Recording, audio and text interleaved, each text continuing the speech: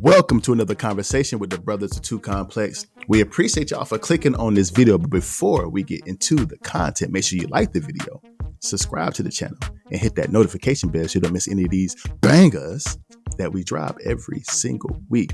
We appreciate the support. God bless.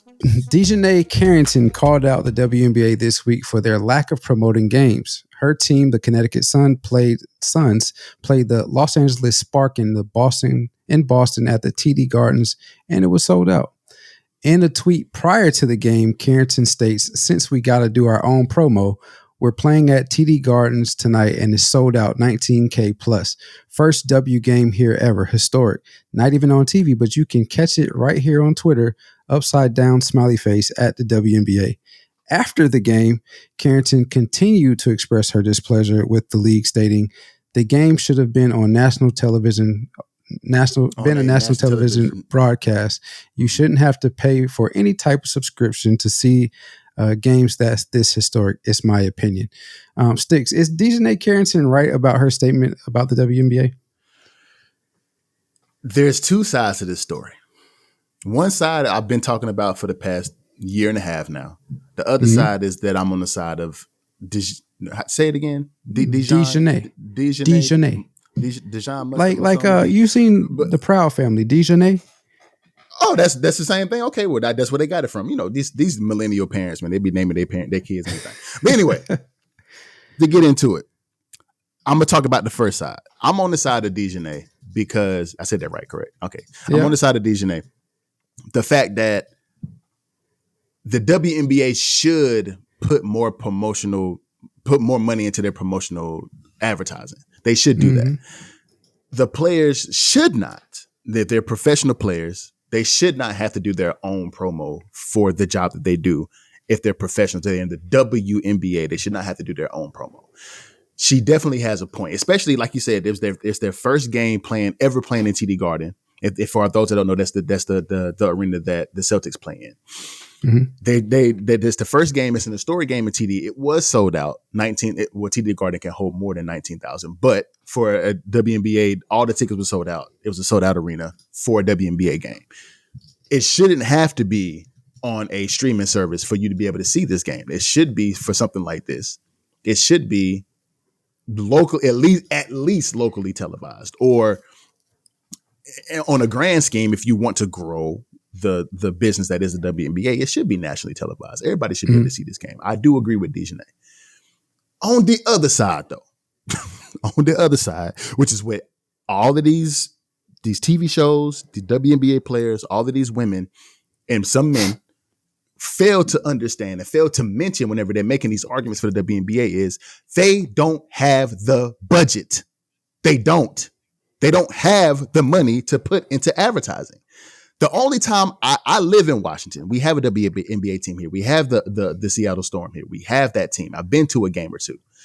It was fun. I talk about it all the time. The only time I see promo for the Storm, for the Seattle Storm, is on social media. There is no commercials. There's nothing on YouTube usually. They don't have the budget to advertise like they're screaming for, like they're making it seem like they have. They don't have it, bro.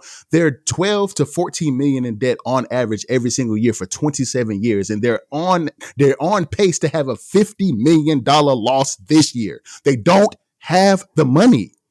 Why do these players keep coming out talking about what the WNBA should do with what bread, bruh? They gonna go back and ask Papa NBA to give them some more money, to give them another allowance? The fuck are you talking? Bro, stop acting like people need to stop acting like the WNBA got this money they don't have. What advertising they gonna do, Dijonai? Y'all ain't got the bread. And that's not your fault, sweetheart. That's not your fault, because you are doing everything that you're supposed to do to grow the game. You're an amazing player. You're doing everything that you're supposed to do. You are the advertising, love. Unfortunately, what you sent out there on Twitter is y'all's advertising, because the WNBA don't have the budget. Unfortunately, the game isn't global enough. The game there's not enough eyes on it. There's not enough viewers on the game right now. You have two people in the league, which is one we're going to talk about here in a minute, that's trying to grow the viewership on the league. You being one of them as well. You being another player in the WNBA as well that's doing that, but they just don't have the budget. What do you want them to do, bro? They're trying not to go under every single year. And the only reason why they're still in business, the only reason why you still have a job in WNBA, sweetheart, is because the NBA is subsidizing y'all. Otherwise, it would have been out of the league 10 years ago, 17 years ago, probably. So, like, we need to stop acting like, we really need to stop acting like the WNBA is, they're just this profitable ass league that has all this money to spend when they don't, bro. They just don't have the bread, dog. What are they going to do? What you think, D-Lo? I mean, you said what I was going to say. The WNBA should do better. However, the WNBA doesn't have the money to do better. And until they mature into the company, the business, the sports brand that does have the money to do it, players are going to have to continue to do this to bring attention and awareness to the game, the WNBA and whatnot. I mean, we know about the WNBA. Yeah, it's been around for 26 years. Mm-hmm. Some of us have checked games out. Some of us enjoy watching it. Some of us don't. But we know, and again, Sticks has mentioned, they're continuously in the red, way in the red for their league. So where are they going to get the money to promote the game when they're already trying their best to grow it by being in debt, by offering perks this year that they have never offered before? They have their own chartered planes now. They so on and so forth. So I mean, like, if you're doing all of that to help grow the game, you're going to have to cut corners somewhere. And it's the promo portion of it is where they're cutting the corners, because they think organically, if they can ride the coattails of a Caitlin Clark, of a Angel Reese, of a Dijonai Carrington, so on and so forth, of the star of the league, Aja Wilson, the Breonna Stewarts of the world, if they can ride those coattails long enough to where the game catches fire and people do start to pay attention, and they can sign these big contracts like the NBA has, like the NFL has, like MLB has, so on and so forth, then they can start to do some of these different things that we see the men have. But until that, they won't. They're going to have to do what she did: promote before, speak about it after, and hopefully enough ears perk up and listen to it, and then things start to happen. Money starts to flow in. But I think there's the other side of this, and what we fail to really realize is nobody wanted to see that damn game. It was a 20. What was it? The Connecticut Suns was the final score. Well, not even that. The Connecticut Suns are top of the league. They're number 2, and they're 21-7. On the flip side, the LA Sparks, the team that they're playing, is at the bottom of the league. They're 6-23. Nobody want to see that damn game. Ain't nobody come to see you, Otis. Nah, you just you know what I mean? Like, even that's what the records. I knew that the Connecticut Sun was good. I didn't know that the Spark was that bad. But go ahead. Yeah, even if we put this in NBA terms, right? This is the Charlotte Hornets playing. We'll put a up and coming team, the Oklahoma City Thunders. It could be a good game like it was, but realistically, nobody want to see that. I shouldn't even say that, because the Oklahoma City Thunder have Shea and all those young stars. They were the number one team in the West this year. So people want to see those young stars.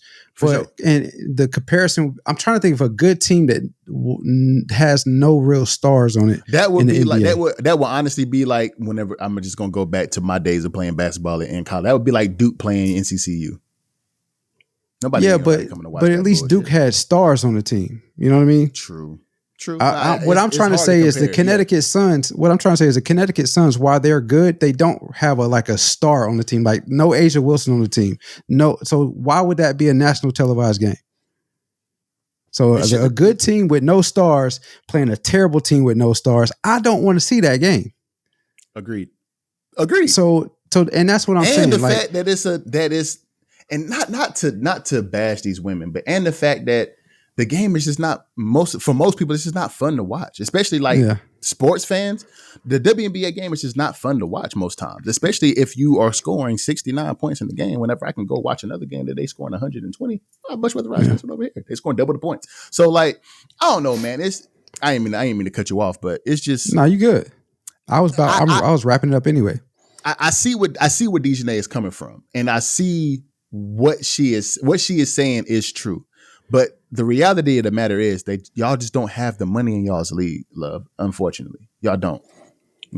And that's what most people need to get in their head whenever they're talking about equal pay and, percentage of revenue shared and all of these terms that people keep throwing out without the one underlying issue.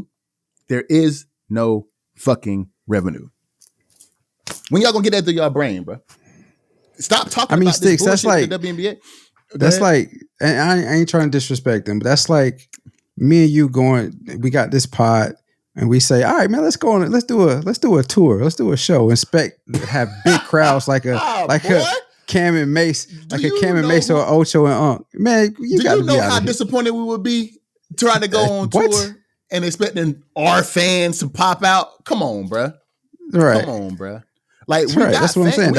That's the comparison. 1,400 subs now, but we've been doing this for 2 years. Our podcast ain't crazy like that. We got some people coming back watching this and commenting and talking to us, but that would be that was a great analogy. That would be like us popping out to like trying to do a meet and greet event and expecting people to show up. Boy, stop.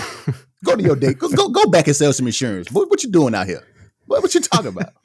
Like, come on, man. Like, stop the bull crap, bro. Like, y'all at what point do we expect the WNBA to like turn the corner and start to see some profit to where they can do stuff like this, like Dijonai is requesting, to promote games, to have nationally televised games, sign these bigger contracts? Because they were in a contract along with the NBA to have coverage. But now that the NBA has all these different contracts, they've kind of been excluded, the WNBA. Mm-hmm. So at what point do we expect them to say, all right, the money for it is starting to come in. Don't tell nobody, but now we can start promoting the game. If they do it right, it's gonna be in two different waves. It's gonna be within these first 5 to 6 years of Caitlin and Angel, mm-hmm. or within the first 3 to 4 years of Juju. If they miss those two windows, it ain't never happening. Well, Juju, I mean, like, okay, yeah, Juju, yes. But there are other girls that are pretty good too in Juju's class.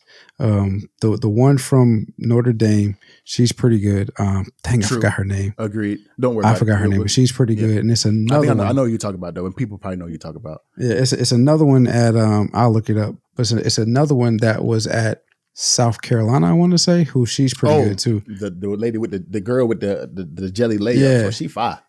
Yeah. So I mean, you're right. You're right. If they miss those windows where the interest in the game has grown tremendously from the Caitlin and Angel to the Juju, because like we know these girls' names. Like I can't even name a male college basketball player right now, but I know these girls' names. I cannot. I can't. Yeah, bruh. So I mean, Angel Hidalgo is her name for Notre Dame. Not Angel Hidalgo. Hannah Hidalgo. Hannah Hidalgo. Yeah, you're right. Yeah, but yeah. So I mean, I think you got a point there too. Yeah. So they're gonna have to. It's gonna have to be within those two windows. If they miss those two windows, bro, they don't have a chance in hell. They always gonna be under. They're gonna have to capitalize on the attention that these girls are bringing right now, because, like D-Lo said, we know these women. We know these girls, bro. Like I can't. D-Lo has a point. I cannot name one college men's basketball player right now. I can't name one. I couldn't name one last year. Honestly, if I'm being real. But I knew Angel. I knew Caitlin. I knew Juju. Right. We did segments on the podcast about Juju and Angel and Caitlin. We didn't do none on men's basketball. Yeah, we did. We did one. Final four. But that was it. We didn't do nothing on men's basketball. We've done multiple segments on these. Probably about 10 segments. 6 of them about Caitlin. So we know these women. So they're going to have to capitalize off the popularity that these women are bringing right now and the next wave that's coming in with Juju. Otherwise, they're going to miss their window to actually bring in revenue and not be in the red for the past 27 freaking years, bro. They're going to have to do it now. It's going to be within the next 7 to 8 years that they're going to have to do this.